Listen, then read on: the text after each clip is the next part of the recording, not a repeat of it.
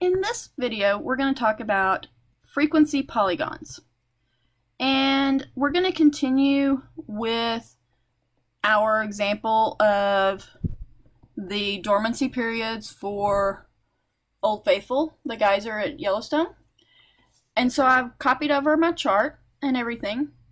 Frequency polygons are different from the histograms. These are going to be line graphs. So instead of bars, we're going to use a line. And we're going to use the midpoints instead of the class limits for our horizontal or our x-axis. So if I come down to my bar down here, I want to first label down here my midpoints.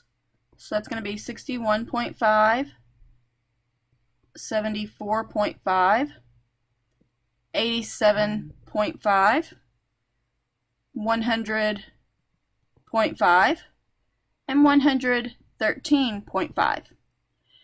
And again, I don't want to just say midpoints or anything. I'm still going to give a descriptive title, dormancy periods.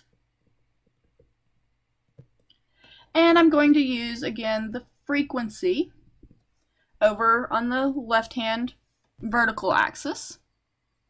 And so I better start with 5, 10, 15, 20, 25, 30, 35. Just to give me a little bit of a place to go.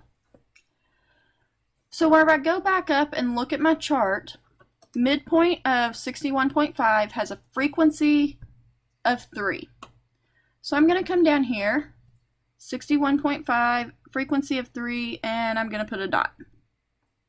Then for my 74.5, I have a frequency of 1. So I'm going to put a dot.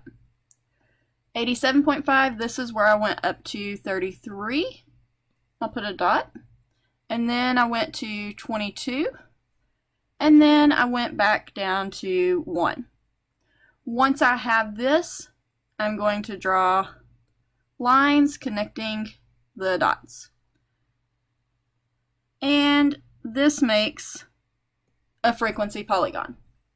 Notice I have labeled the side, the vertical axis with frequency. I have labeled my points down here, plus given this a title of dormancy period.